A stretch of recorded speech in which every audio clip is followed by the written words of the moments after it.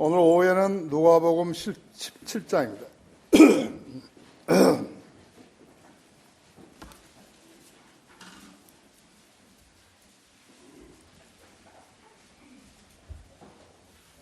누가복음 17장 찾으셨으면 11절부터 19절까지 우리 같이 읽겠습니다.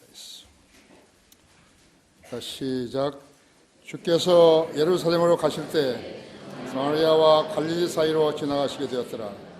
주께서 어떤 마을로 들어가셔서 문둥병자 10명을 만나셨는데 그들이 멀리 서서 목소리를 높여 말씀드리기를 예수여 성령님이여 우리에게 자비를 베푸소서라고 하니 주께서 그들을 보고 말씀하시기를 가서 제사장들에게 너의 몸을 보여주라 하시니 그들이 가는 도중에 깨끗게 되었더라. 그런데 그들 중 한 명이 거기서 나온 것으로 보고 돌아와서 큰 음성으로 하나님께 영광을 돌리며 주의 발 앞에 엎드려 얼굴을 대고 감사를 드렸는데 그 사람은 사마리아인이더라. 예수께서 대답하여 말씀하시기를 10명이 깨끗하게 되지 아니하였느냐? 그런데 9명은 어디 있느냐? 이 말씀은 이방인 외에는 하나님께 영광을 돌리고 돌아온 사람이 아무도 없단 말이냐고 하시고 주께서 그에게 말씀하시기를 일어나 가거라. 내 믿음이 너를 낫게 하였느니라고 하시더라. 자, 잠시 다 같이 기도하시겠습니다. 위대하신 아버지 하나님, 오전 예배에 이어서 우리는 오후에 다시 예배를 드리고 있습니다. 주님께서 좋아하시는 찬양과 또 아름다운 연주도 듣게 하셨습니다. 시간 봉도와 말씀 제가 강론할 때 제 안에 충만해 주시고 우리 회중들도 지각을 열어주셔서 하나님 말씀을 잘 이해하게 해 주시기 원합니다. 주님께서는 하나님의 교회에 놀라운 간증들을 주셨고 오직 하나님만이 하실 수 있는 일들을 이 교회를 통해서 실현하고 계십니다. 주님께서는 아름답고 신실한 성도들을 주셔서 거리에 나가 설교하고 구령하게 하셨습니다. 이 땅에서 유일한 교회입니다. 오후에도 일산에 가서 2군데서 설교할 터인데 우리 장년부들을 잘 보호하시고 효과적인 사역이 될 수 있도록 역사하셔서 많은 열매 거두게 해주시기 원합니다. 시간 봉도가 말씀 강론할 때 주님 잘 주도해 주시고 또 하나님의 말씀에서 어긋나는 생활을 하는 성도들이 있다면 다시 끌어들이셔서 하나님의 말씀의 진수를 깨닫게 하시고 성경대로 믿는 그리스도인으로서 살게 해주십시오. 우리 주 예수 그리스도 이름으로 기도했습니다. 그런데 9명은 어디 있느냐 하죠. 그런 제목으로 말씀을 드리겠습니다. 인생은 계획하는 대로 잘 살아갈 수 없는 경우들이 있습니다. 가난과 싸워야 하는 삶은 어쩌면 처절하기도 합니다. 거리에 나가서 보면은 많은 간판들이 있고 우리나라는 더더구나 공간만 있으면 모든 것을 간판으로 이렇게 도배를 해놨습니다. 세상에서 가장 추악한 모습 중 하나가 서울의 간판이고 지방의 간판인 것입니다. 그것은 무엇을 말하는 것인가 하니까 사람들이 살기 위해서 얼마만큼 많이 발버둥 치고 있느냐 하는 것을 그대로 드러내는 것입니다. 재래시장이나 수산시장 같은 곳에 가보면 물건을 하나라도 더 팔아야 하는 상인들의 얼굴에는 다른 사람들이 감지할 수 없는 내수들이 깃들어 있는 것을 알 수 있는 것이죠. 우리나라도 대기업에서 구조조정이 이루어져 1,000명을 줄이는 기업도 있고 명예퇴직을 통용하는 기업들도 있습니다. 조선업에서는 불경기로 인해서 2만 명을 감원한다고도 합니다. 경기도 안 좋지만 강성 노조의 터무니없는 갑질 때문에 기업이 망해가고 있는 것입니다.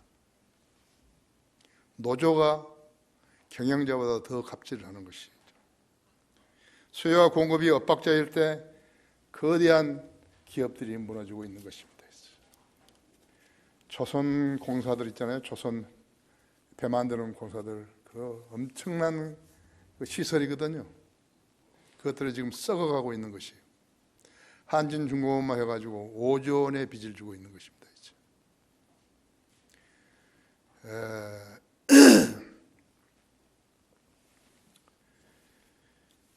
자연재해를 보십시오. 어떤 기업도, 아니 어떤 정부까지도 지진이나 태풍이나 산불 같은 재해를 예측하고 예산을 편성하지는 않습니다. 거의 다 형식적이에요. 그러나 막상 재해를 당하게 되면 매뉴얼도 없고 대비 능력도 없어요. 위기관리 능력이 없는 거예요. 정부가 위기관리 능력이 없으면요, 그 정부를 쳐다보이는 국민은 어떻게 살라는 것이죠? 역대 정부가 모두 그래왔다 했죠. DJ는 다 망해가는 김정일 정부에게 5억 불을 갖다 준 것이에요. 다 망해가는 게, 황장업 씨도 이야기했다. 다 망해가는데 거기다가 5억 불을 갖다 줘가지고 핵무기를 만들게 한 거라고. 여러분은 DJ가 평양에 갔을 때 평양에서 환호하는 거 보셨죠? 국민들이 와서 여자들이 막 깃발 흔들고 막 그랬지 않았어요? 그때 뒤에서 마이크를 가지고요, 확성기를 가지고 이야기한 사람이 뭐라고 한 줄 아십니까? 그것은 방송에 안 나온 거예요. 김대중이가 백기를 들고 항복하러 왔다, 그런 거예요. 사람들이 막 하니까. 평양에는 장애인이 없다거든요. 전부 다 이렇게 시골로 다 보내버리죠. 김대중 DJ가 다리를 절고 오니까 저 절름발이가 백기를 들고 항복하러 왔다, 그런 거죠. 얼마나 치욕적인 말을 한 것이에요. 노벨 평화상을 받기 위해서 나라를 팔아먹은 사람이죠. 그들의 잔재들이 지금 국회의원이 돼가지고 또 설치려고 하고 있어요. 국민을 속여버린 거예요. 정부가 국민을 속였다 했죠. 질병은 어떤 것이요? 언제 어떤 질병으로 고통받을 것이라고 예측한 사람은 없다고 하죠.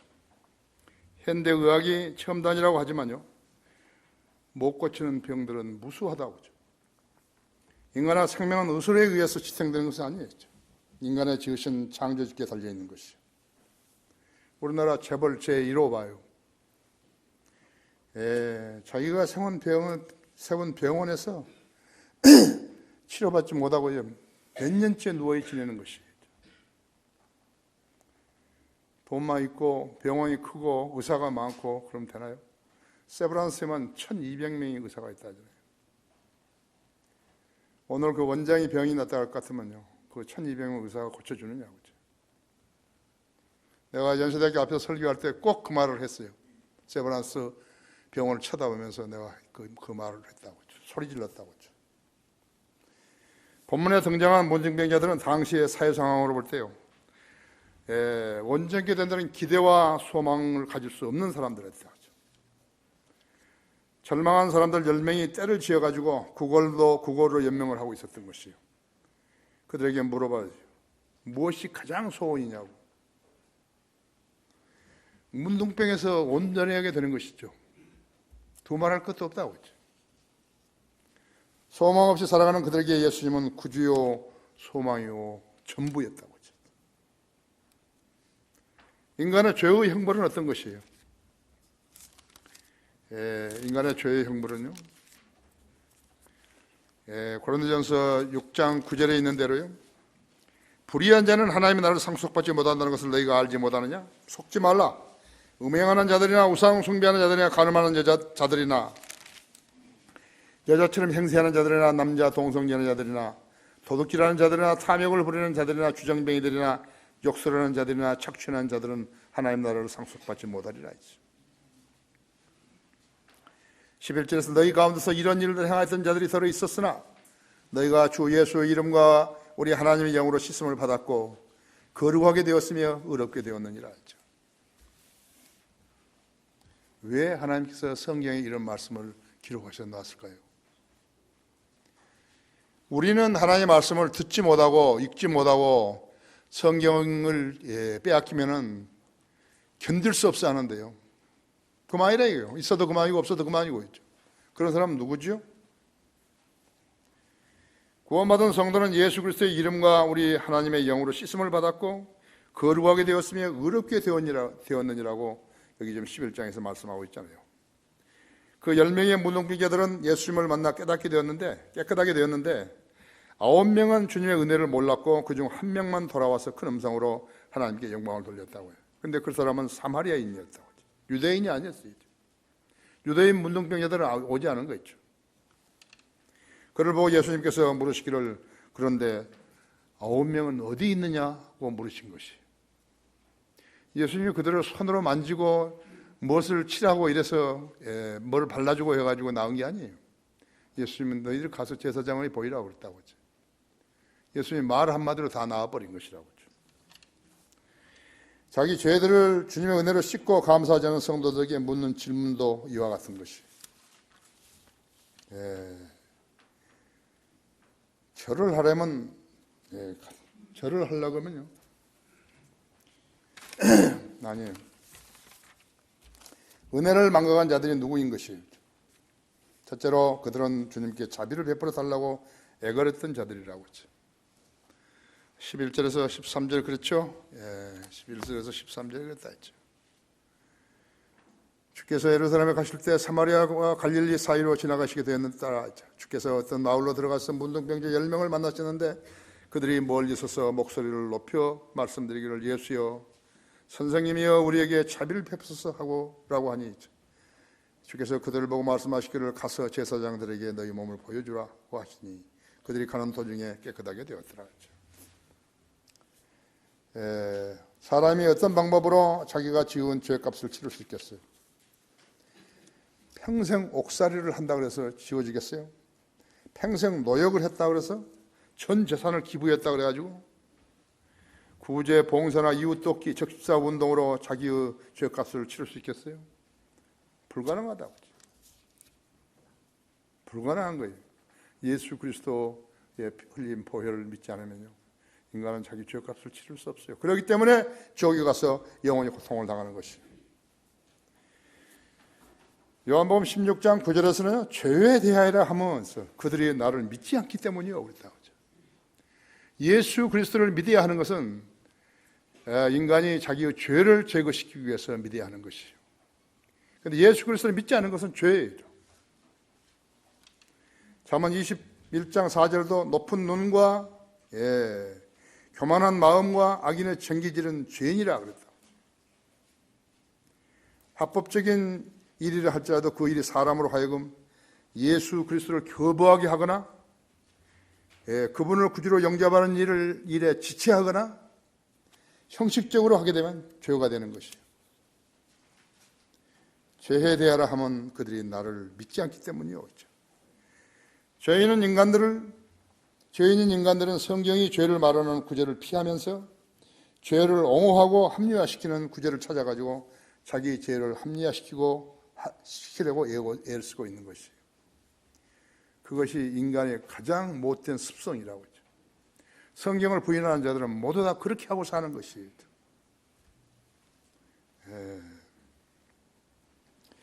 더 나아가 죄를 자비로 감싸주는 듯한 종교를 찾아 나서기도 하는 것이에요. 코란, 노노, 수트라, 베다, 탈무드, 몰몬경, 외경들은요 하나님과 무관한 거예요. 예수 그리스도와 무관하다고 했죠. 그런 종교, 천주교 교리문답이라든지 불교 경전이라든지 마찬가지라고 했죠. 그것들은 하나의 잡지예요. 봐도 그만, 안 봐도 그만, 시간 지나는 잡지라고 해요. 그런 잡지들은 죄를 지적하는 성경을 대적하려고 만들어낸 마귀의 작품들인 것이. 예를 들면 불교 경전, 힌두교의 경전을 달달 외우면서 인생을 보냈다고 해가지고 죄가 되는 것은 아니죠. 구루가 이렇게 앉아있어 손을 내밀고 있다 하더라도요. 불교 중들도 불상들도 이러고 있잖아요. 돈 달라고 이러고 있죠. 죄가 없어진 거 아니에요. 머리 깎고 덮어 입었다고 해서 무슨 죄가 제거된 건 아니죠. 죄의 싹은 사망이고 단순히 죽는 것이 아니라 지옥의 불길 속에서 고통을 받아야 되는 것이요. 자비의 정의가 뭐예요? 불교나 다른 경전에서는 자비에 대한 답이 없다고 하죠. 자비란 지은 죄에 대한 형벌을 면제받는 하나님의 은총이에요. 누구 은총이에요? 하나님 은총이라고 하죠. 예수 그리스도 구주로 영접하게 되면 은혜와 자비를 받게 되는 것이요. 성경은 하나님이 정하셔서 인간에게 주시고 지켜 행하라고 명령하셨다 했죠. 율법은 엄격했어요. 야고보서 2장 10절에 보면은 누구든지 율법 전체를 지키다가 하나를 범한 전체를 범한 자가 같이 된다 그랬다고 했죠. 얼마나 무서운 거예요. 출애굽기부터 시작해가지고 신명기까지 전부 율법에 거기에 저쪽 하나만 하면 전체를 범한 것이 된다 했죠. 마태복음 24장 35절에서는 하늘과 땅은 없어져도 내 말은 결코 없어지지 아니하리라 했죠. 마태복음 5장 18절에서도 진실로 내가 너에게 말하노니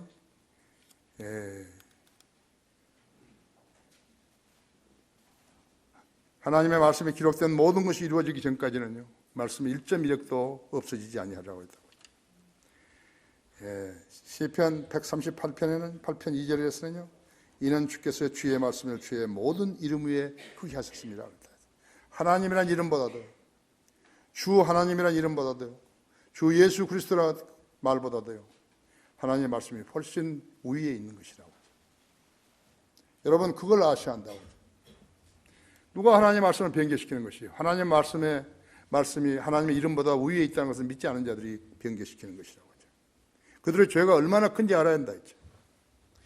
죄인인 인간이 자기 죄를 씻는 길을 몰라가지고 코란 같은 것을 만들어 지켰다 했을 때 그것은 모두 다 미신이 되는 것이에요. 미신이에요. 그러니까 성경적 근거가 없이 사람이 종교를 가진다 하는 건 전부 다 미신이라고, 미신을 믿는 것이죠. 모슬림은 하루에 5번이나 메카를 향해서 절을 하죠. 메카를 향해서 절을 한다고 하죠. 절을 하려면 물로 코도 씻고 입도 씻고 귀도 씻는다고 하죠. 뿐만 아니에요. 항문도 씻고 다 씻어야 하는 것이. 그렇다 깨끗하게 되는 거예요. 사우디아라비아라든지 바레인, 카타르, 아랍에미레이트, 그 어디와 모슬렘 국가들을 가면요, 화장실에 화장지가 없어요. 물호수만 하나 있죠.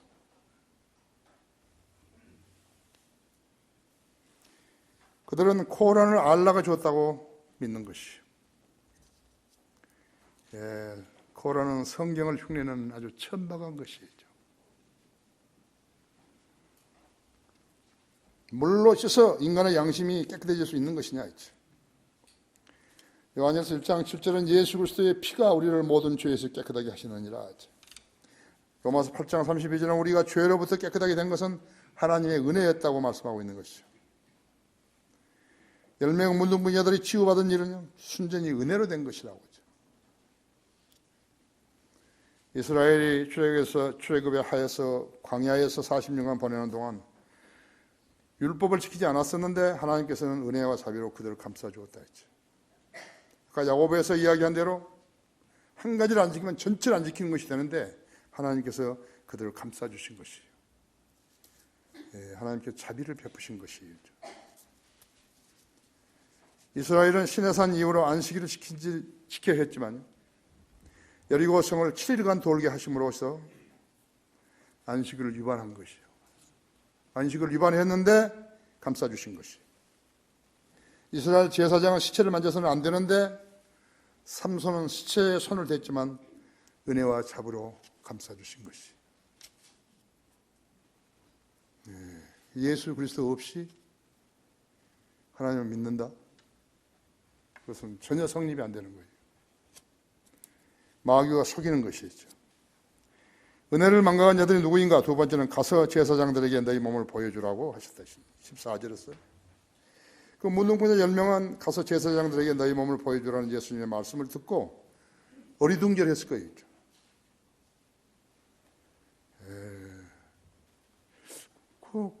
나는 문둥병을 고침을 받아야 되는데 제사장에게 보여주라고. 내가 문둥이에 가가지고 어떻게 보여주는 거? 제사장에게 보여주는 것인가? 전도서 8장 4절에서 왕의 말이 있는 곳에는 권위가 있나니 그랬죠. 레위기 14장 3절에서 57절에서 57절은 언제 불결하고 언제 깨끗한지를 가르치는 것이다. 문둥병의 법이 이러하니라고 끝을 맺는 것이. 레위기 14장 3절에서 57절까지 너무 기니까 못하지만요. 문둥법이 이러하니라. 문둥병을 치료하는 법이 이러하니라. 예수님께서 10명의 문둥병자를 깨끗하게 하신 방법은 이스라엘의 제사장들과는 비교도 안 되는 것이에요. 나중에 여러분 집에 가서 읽어보십시오. 레위기 14장 3절에서 57절이요. 얼마나 복잡한지 몰라요, 법이요. 얼마나 복잡한지, 얼마나 무엇을 어떻게 하고 얼마나 복잡한지 모른다.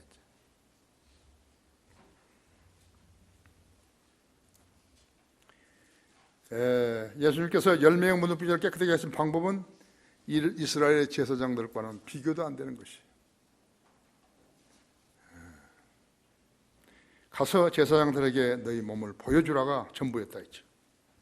우리의 대제사장은 구약의 대제사장들과도 비교도 안 된다고 했죠. 거기 히브리서 4장 한번 열어보십시오.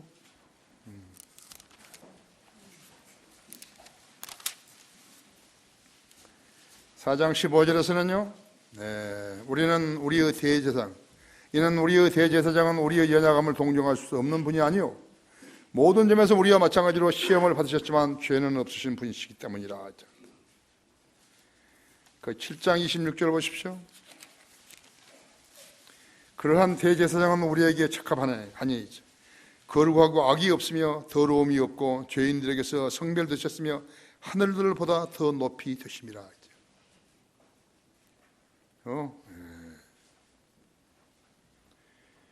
주님께서는 유대인들에게 영이 거듭나라든지 혼을 구원을 받으라는 말씀을 하지 않으셨다고 했죠. 유대인들에게는 율법을 주셨을 뿐이에요. 율법을 준수하라고 하신 것이에요.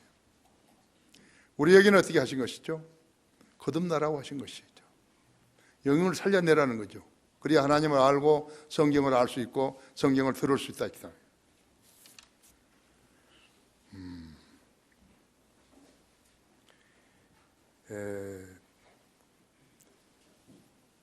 유대인들에게는 영이 거듭나라든지 혼이 구원받으라는 그런 말씀을 하지 않으셨다 했죠. 요한복음 1장 17절은 율법은 모세를 통하여 받았지만 은혜와 진리는 예수 그리스도를 통하여 온 것이라고 말씀하셨다 했죠.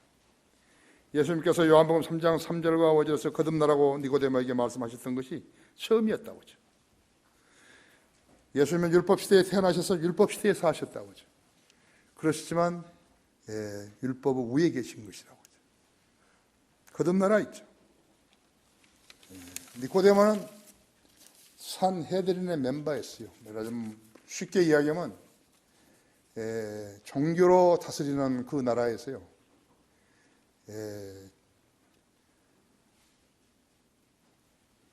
국회의원 같은 그런 국가를 대표하는 그런 사람들이 하나였다 했죠. 주님께서는 십자가로 율법이 이룰 수 없었던 모든 일을 완성하셨다 했죠. 요한복음 19장 30절에서 다 이루었다고 그랬다고 하죠. 율법이 할 수 없는 일을 갖다가 다 이루신 것이죠. 다 이루었다고 하죠. 그 소리를 지르신 후에 숨을 거두신 것이죠. 주님께서는 율법을 지키시고 하나도 범하지 않으셨다 했죠.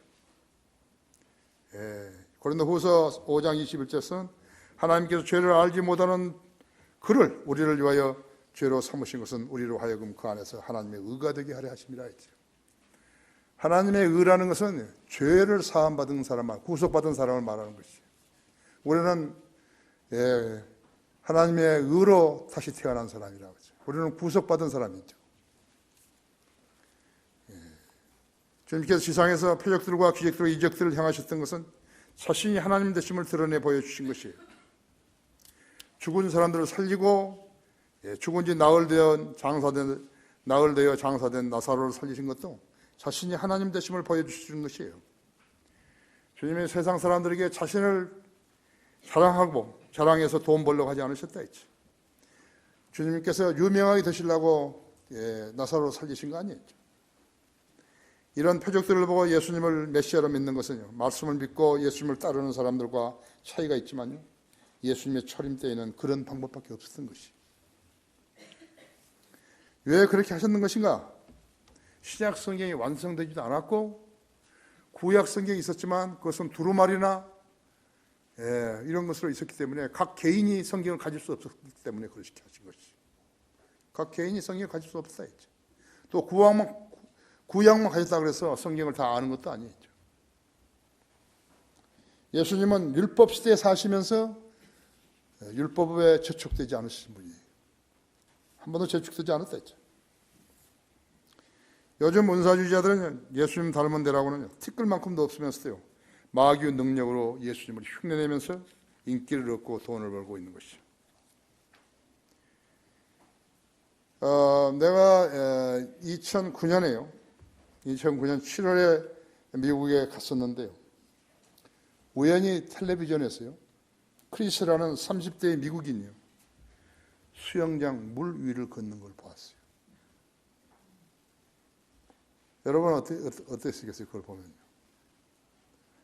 예수님의 능력을 한 더러운 죄 있는 죄인이요, 그걸 흉내내는 것이. 그러나 여러분 어떻게 생각하시겠어요?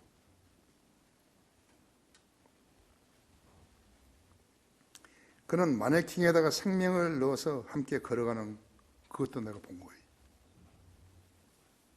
한국 가서 주한 미군 방송에서 우연히 또 본 거예요.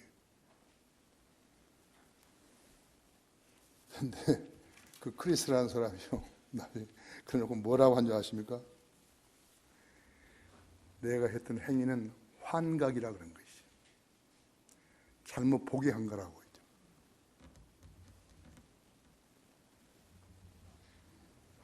자기가 시인한 거랬죠. 마술이 그런 거예요. 사람을 환각시킨 거예요. 속인 거라고. 그래, 어리석은 사람들은 그럴 것이라고. 저 사람도 예수님처럼 물 위를 걸었다고 그럴 거라고. 예수님은 수영장 안 걸으셨는데. 예수님은 수영장 안 걸으셨다고. 갈릴리 호수에서 걸었는데 독일의 합리주의자들은 예수님이 밤중에 물 위를 걸었다는 것을 도저히 안 믿는 거예요. 거듭나지 않은 사람은 믿을 수가 없어요. 거듭나지 않은 사람은 성경을 믿을 수가 없는 거예요. 그러니까 내놓은 것이 뭐인가 하니까 예수님이 그냥 물 위를 건 게 아니라 얼음 조각을 걸으셨을 것이라고 한 것이. 그것이 구차한 인간의 변명이라고 했죠. 이 사람은 그래서 밝힌 거예요, 자기가요. 자기가 했던 그 물 위를 걷는 행위는 환각이었다고 밝혀준 거라고. 대환란 때는 하나님의 이적과 사탄이 행하는 이적이 대기라는 각축장이 될 것이죠. 계시록 11장 17절 12절에서는 모세 엘리야가 내려와가지고 예루살렘에서 목배음을 당하는 거죠. 그리고 길에 버려졌대요. 사흘 반 동안이나 길에 버려진 것이. 그러다가 하나님으로부터 온 생명의 영이 그들에게 들어가자 다시 살아나서 하늘로 휴가된 것이. 자, 마태복음 17장에서도 변형선에 내려왔었죠. 예수님이 그때는 십자가에 달리지 않고 계셨을 텐데 예수님과 이야기한 거예요. 십자가에 대해서 이야기한 거라고. 베드로가 보고 놀라가지고 여기에다 장막 셋을 지어서 모세와 엘리야와 주님을 위해서 하나씩 짓겠다고 헛소리 한 거예요. 무서우니까 그냥 이야기해버린 거라고. 그런데 올라가 버렸다. 올라갔으니까 다시 내려오죠, 이제. 그래서 그렇게 선지자들을 그렇게 대하는 그런 일이 일어나게 하는 거 예루살렘을 보고 이집트와 소돔 같다 그랬다고. 계시록 11장 18절에서 그런 것이죠. 그 계시록 3장 13장을 한번 열어보십시오.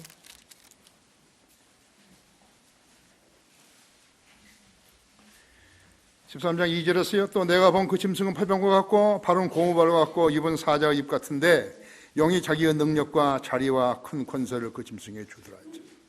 또 내가 보니 그의 머리들 한가운데 하나가 상처가 입어 죽게 된 것이 같으나죠. 그의 치명적인 상처가 나으니 온 세상이 기이 여겨 그 짐승을 따르더라 하지.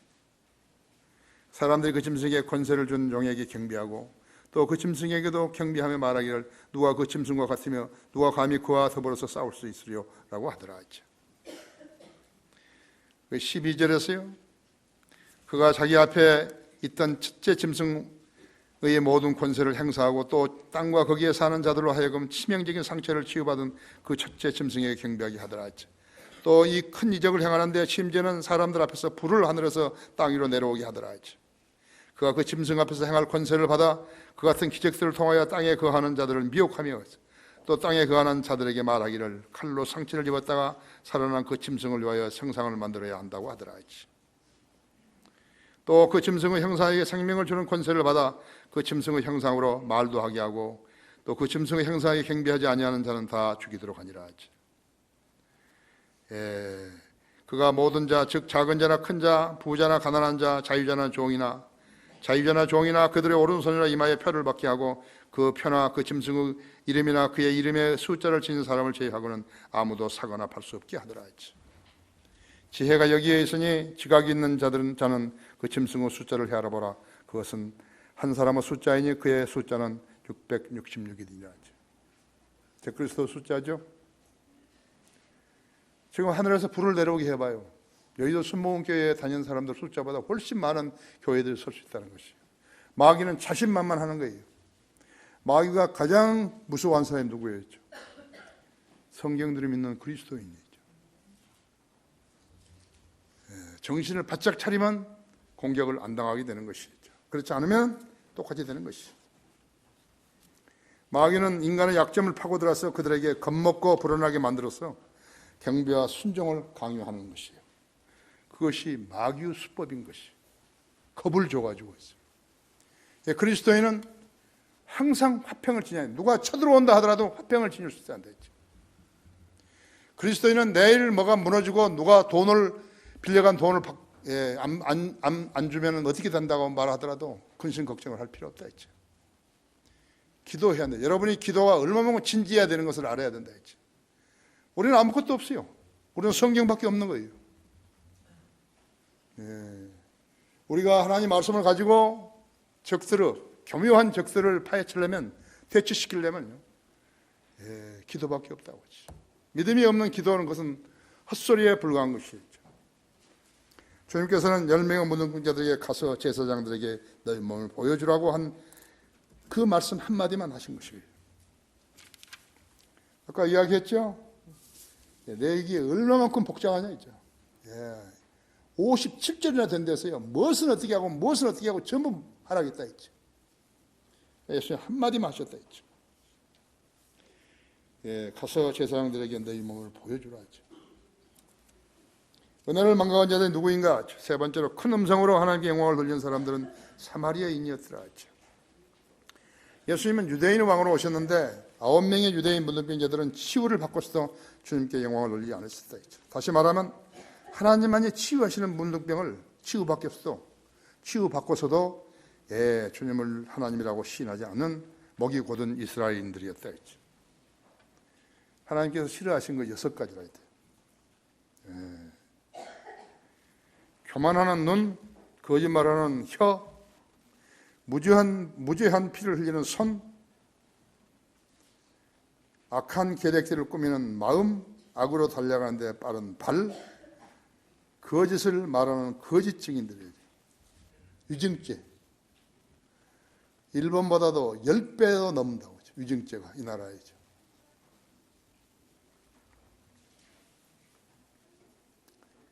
이 6가지라 했어요. 교만한 눈, 거짓말하는 혀, 무죄한 피를 흘리는 손, 악한 계략을 꾸미는 마음, 악으로 달려가는 데 빠른 발, 거짓을 말하는 증인들이라고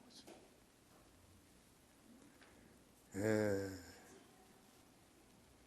그리고는 가정한 것을 하나 더 붙였는데 7가지 있어요. 그것이 뭐야? 그러니까 형제간의 불화를 일으키는 자라고. 럴커 목사님은 아까도 이야기했지만 오전에도 이야기했지만 브렌트 베프티스트 처치에서 쫓겨난 거예요. 자기가 설립한 교회에서요. 육신적인 사람들을 데리고 사역하는 것은요, 그건 마귀 자식들을 데리고 사역하는 똑같은 것이에요. 그죠? 미국 사람은 뭐 나왔다 그런 거 없어요. 그래서 완전히 사역을 포기하려고 하신 것이. 그래서 내가 생각할 때는 펜사콜라 바이블 인스티튜트를 먼저 세우신 것 같아요.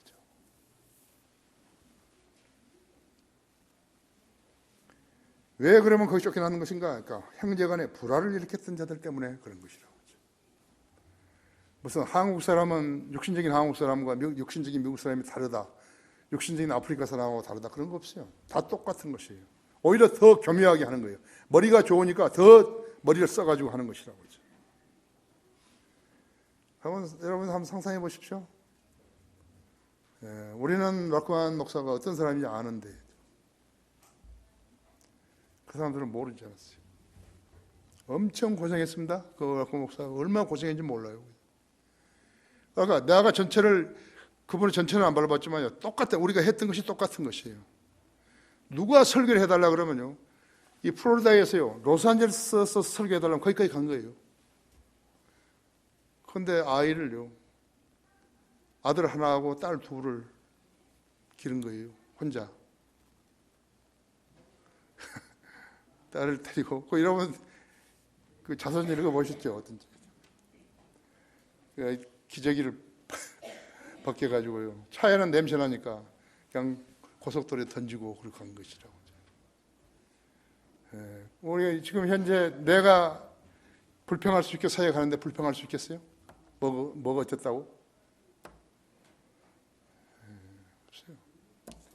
그래서 거기 휴 파일 목사, 거기 플로리다에 그 목사가 방송국에 그 녹음하러 왔는데, 녹음하러 왔다가 가는데 그 사람이 녹음하러 온 사람인 줄 알고서 락크만이 좀 이렇게 야지를 한 거예요. 목사님 아는 게 뭐요? 나는 예수님을 아는데 당신은 할 말이 없죠. 알고 싶어요? 그러니까 그러라고. 그래가지고 이제 그 아나운서실에 들어와서 복음 전한 거죠. 그래야 거기서 예수님 영접한 것이죠. 그러니까 나 데리고 다니면서 여기서 그랬다고. 여기가 브렌트 베프티스트 처치라고. 그런 거지. 그러니까 이 휴 파일은요, 근본주의자들하고 이거 이제 같이 하는 거예요. 근본주의자들이 락크만을 대적하는 줄 아는데 그 사람들하고 같이 있는 것이에요. 그러니까 중요하죠. 락크만한테는 아주 중요한 사람이죠. 자기의 그런 지식이라든지 신앙을 전달해 줄 수 있는 사람이라고. 락크만이 집회하면 휴 파일이 저기 와서 앉아있다 하죠. 휴 파일이 죽으니까 아마 락크만보다 나이가 적은지 몰라요. 그런데 나의 믿음의 아버지가 죽었다고. 휴 파일도요, 사사전이 이만해요. 나한테 있는데. 독특한 사람이죠? 독특한 사람이죠. 네? 나는 4번 영적 전쟁을 치르면서요, 성경 침례 교회를 지킨 것이에요. 97년, 98년에 38건의 재판이에요.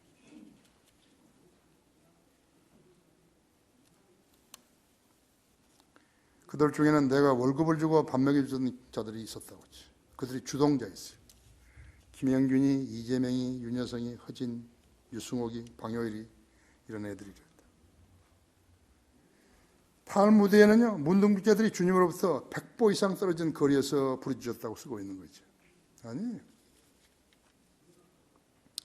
시리아 장군 나아만은 문둥병자였는데 엘리사에게 왔어요. 엘리사가 문도 안 열어주고 나아만 장군 보고 가서 요단강에 가서 7번 몸을 씻으라고. 그러니까 나아만이 되게 불쾌했다. 걔가 나와서 나의 문둥병 그 환부를 손으로 만지면서 기도해 줄 줄 알았는데 잘하니까 가겠다고 막 그런 거죠.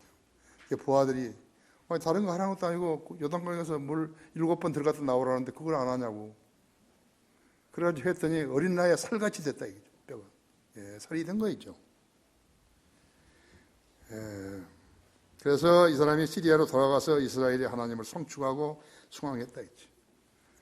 국가가 성경들을 믿고 성경을 존중하는 국가라면요, 목숨을 바쳐서 지켜야죠. 그런 교회가, 그런 국가가 아니라면 뭐 하는 것이죠. 알아야 된다고죠. 하나님께서 그런 나라를 지켜주는 거 아니에요. 그러나 신실한 그리스도인이 있으면요, 하나님께서 그 그리스도인들이 기도에 응답하셔서 지켜주실 것이에요.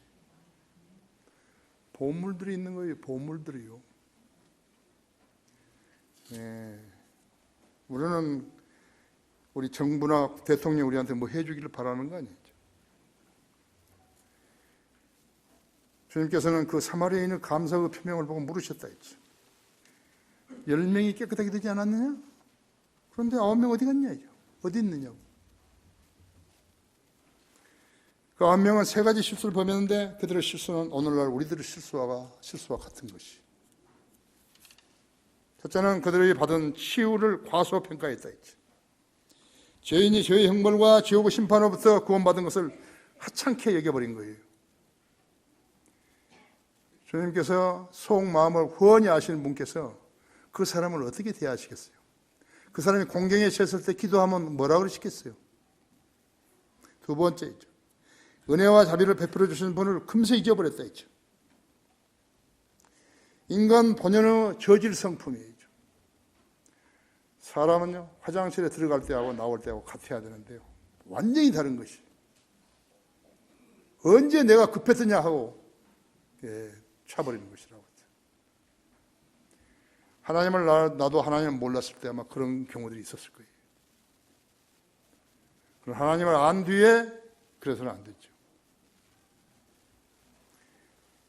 세 번째는 감사를 표명하는 일이 불필요하다고 얘기한 거예요. 아니에요. 모든 일에 감사라는 게 모든 일에. 그렇죠? 이 3가지는 인간이라면 또 그리스도인이라면 해서는 안 될 일들이죠. 하나님의 말씀으로요. 말씀은 물로 씻는 거죠. 우리 양심이 더럽혀진 거, 환경으로부터 오거나 나쁜 친구들로부터 오거나 세상으로부터 온 것을요, 씻어야 한다 했죠. 말씀은 물로 씻어야 된다 했죠. 하나님의 말씀을 읽어가지고 매일 씻어야 된다 했죠. 가장 경건한 시간에 그렇게 한다 했죠. 왜 내 기도는 응답 안 되는 것인가 했죠. 그것만 불평할 거 아니에요. 내가 하나님 앞에 얼마나 떳떳한 사람으로 성장했는가를 보여줘야 된다 했죠. 하나님께서는 자녀들이 그렇게 살게 하지 않게 하시려고 성경을 가르쳐서 바르게 살게 하시려고 성경을 주신 것이죠. 그래서 우리가 일주일에 한 번씩 예배드리고 오잖아요. 그렇죠? 예배드리고 왔을 때 우리가 뭘 보고 가는 거죠? 뭘 배우고 가는 거죠? 내가 불렀으나 너희가 거역하였고 내가 손을 내밀었으나 아무도 개의치 아니하였으며 오히려 나의 모든 조언을 무시하였고 나의 책망을 받아들이지 아니하였으므로 나도 너희가 재앙을 당할 때 비웃을 것이요 너희에게 두려움이 임할 때 조롱하리니 이는 너희의 두려움이 멸망같이 이루고 너희의 재앙이 회오리 바람처럼 닥칠 때요 고난과 고통이 너희에게 임할 때라 했지. 그때 그들이 나를 부를 것이나 내가 대답하지 아니하였고 그들이 일찍 일어나 나를 찾을 것이나 나를 만나지 못하리라 했지. 이는 그들이 지식을 싫어하며 주를 두려워하기를 원치 아니하였음이라. 그들은 나의 조언을 결코 원치 아니하였으며 나의 모든 책망을 경멸하였도다. 그러므로 그들은 자기들의 행위의 열매를 먹고 자신들의 계략들로 배부리리라. 우매한 자들의 돌이킴은 그들을 죽이며 어리석은 자들의 번영은 그들을 멸망시키느니라. 그러나 내게 경청하는 자는 누구나 안전하게 거할 것이요 악의 두려움에서 벗어나 편안하게 하는도다. 잠언 1장 24절에서 33절까지죠. 자기가 알아야 돼. 내가 왜 교회로 와서 경배드리고 하나님의 말씀을 들으려고 애쓰는 것인가 했죠. 그리스도인은 하루에 자기가 가장 조용하다고 생각한 시간에 주님과 교제해야 되는 것이. 그 습관을 가져야 되는 것이. 다른 일을 다 잘했다 하더라도요, 그것을 안 하면 그 사람은 영적으로 성장할 수 없어요. 그래서 교회에서 구원받고 침례받고서도 엉뚱한 곳에 가서 쓸데없는 짓을 하는 사람들이 있다고 하죠. 그들이 바로 이 9명의 문둥병자와 같은 자들인 것이죠.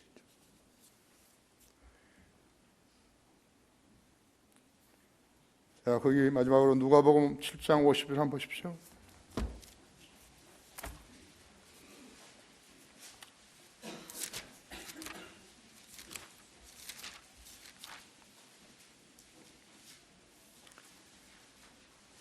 어,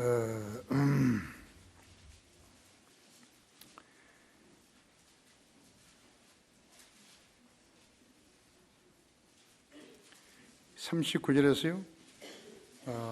여기 36절부터 그때 바리새인 중에 한 사람이 자기와 함께 음식을 들자고 함께 청하니 주께서 그 바리새인의 집에 들어가서 식사하려고 앉으셨더라. 그런데 보라, 그 성읍의 죄인인 한 여인이 있었는데 그녀가 예수께서 그 바리새인의 집에서 앉아 음식을 드신 것을 알고 향유가 든 옥합을 가지고 와서 그의 뒤로와 발 곁에 서서 울며 눈물로 주의 발을 씻기 시작하여 자기 머리카락으로 닦아내고 또 주의 발에 입을 맞추며 향유를 붓더라 했죠. 여러분 이런 사람 보셨어요? 눈물로 주님의 발을 씻어주고 머리카락으로 닦아낸 그런 사람 보셨어요? 그런 죄인이었어요. 그래서 주님께서 51절에서 그 여인에게 이야기한 거예요. 내 믿음이 너를 구원하였으니 평안히 가라 하셨다 했죠. 가증한 죄인 여인이 했던 행위를 보십시오. 이거 회개예요. 회개 없는 믿음은요, 죽은 믿음이에요. 회개가 우선이라고 하죠. 주님께서는 이 사마리아 문둥병을 치유받은 자들에게도 동일한 말씀하신 것이요. 일어나 가거라. 내 믿음이 너를 낫게 하였느니라. 가책이 있으면 고백해야죠. 그렇죠? 나 죄를 깨끗게 해달라고 간구해야죠. 그리고 그 위에다가 쌓아야죠. 일어나 가거라 했죠. 내 믿음이 너를 낫게 하였느니라 했죠. 육체의 질병을 치유받은 그에게 영원한 구원을 주신 것이. 결론적으로 모든 그리스도인은 구원받은 사실에 감사하지 감사를 잊지 말아야 마땅하다 했죠. 우리가 구원을 믿음으로 받았지만 그 값은 하나님의 아들의 죽음이었다고 했죠. 그분의 죽음에 우리가 무엇을 해야 값을 치를 수 있겠어요? 주님은 물질을 요구한 게 아닌데요. 열성을 요구한 것도 아닌데요. 주님은 우리의 행보를 보셨다 했죠. 참으로 우리가 거듭난 그리스도인인 것인가 했죠. 그러면 하나님의 말씀대로 따라 실행해야 된다 했죠. 감사하지 않은 마음은 죄의 원상이 되는 것이에요. 배교는 감사하지 않은 데서 시작되는 것이에요. 아십니까? 참다운 회개는 그 사람이 구원받았다는 것을 증명하는 것이고요. 감사하는 마음은 배교하지 않은 것이에요. 배교하지 않는다. 감사하는 마음이 지속되기면요, 배교하지 않는 것이에요. 이는 하나님을 알되 하나님께 합당한 영광을 돌리지 아니하고 감사치도 아니하며 도리어 그들의 상상들이 허망해지고 그들의 어두운 마음은 어두워졌기 때문이라 했죠. 그들은 스스로 현명하다고 말하나 우둔하게 되어 있고 썩지 않은 하나님의 영광을 썩어질 사람의 형상과 새들과 네 발 달린 짐승들과 기어다니는 것들과 같은 형상으로 바꾸었도다. 그러므로 하나님께서도 그들을 자기들의 마음의 정욕에 따른 더러움에 내버려 두시어 그들의 몸을 서로 욕되게 하도록 하셨으니 이는 그들이 하나님의 진리를 거짓말로 바꾸어 피조물 창조보다 더 경배하고 섬겼습니다. 하나님은 영원토록 찬양받으실 분이시로다. 로마서 1장 21절에서 23절이죠. 수많은 죄인들이 이 땅에 살고 있고 직간접적으로 주님에 관한 소문도 들었지만 그 예수님이 지금도 그들 앞을 지나가고 계시는 것이에요. 어느 때라도 자기가 죄인인 걸 시인하고 예수님, 나를 도와주십시오 하면 그 사람은 구원받는 거였죠. 예수님이 지금도 그들 앞을 지나고 있다고 우리가 그들에게 알려주고 있는 것이에요. 그들이 도움을 청할 수 있는 기회는 많은 거죠. 그 10명의 문둥병이처럼 기회는 많다 했죠. 예수여 선생님이여 우리에게 자비를 베푸소서 하고 외치면 치유를 받게 되는 것이에요. 아까 오늘 자기 매형을 따라가지고 여기 온 그 처남이었죠. 예수 그리스도에 대해서 많이 알아요. 성경에 대해서 많은 부분을 아는데 믿지 않은 것이에요. 오늘 내가 오늘 와가지고 여기 와서 설명했더니 그대로 받아들인 것이에요. 그 매형이 아무리 시도를 했어도요, 안 된 것이죠. 오늘 그 사람이 성경에 대해서 꽤 알아요. 그런데 구원받지 않고 성경을 알았기 때문에 그들의 자연인으로 그대로 남아있었던 것이죠. 여러분도 마찬가지죠. 우리가 세상에 사는 동안에 하나님이 일을 해야 되는 거예요. 하나님의 일이라는 것은 바로 예수 하나님께서 보내신 분을 믿게 하는 일이라는 거죠. 그게 그리스도인이죠. 그리스도인의 생활 패턴이 그렇다. 잃어버린 혼을 보고서 그저 지나가치는 것은 문둥병자를 보고 그냥 가는 사람하고 똑같아요. 문둥병자 치유할 수 있는데 지나가 버린다 했죠. 이 점을 여러분이 마음속에 간직하고 있어야 한다 했죠. 다 같이 기도하십시오.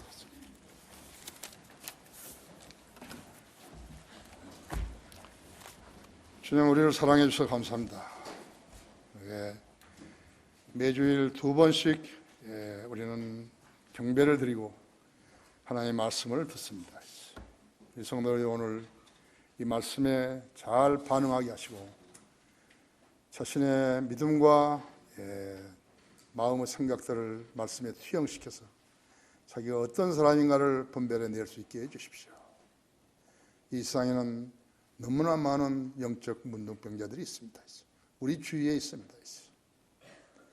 그들을 또 어떻게 하면 치유받는지를 우리가 가르쳐줘야 합니다. 영적 사람들을 영적으로 구령하려고 하는데 부담을 느끼는 성도들 주님께서 자랑으로 여기고 있으며 사랑하신다는 사실을 인지하시기 바랍니다. 주 예수 그리스도 이름으로 기도했습니다.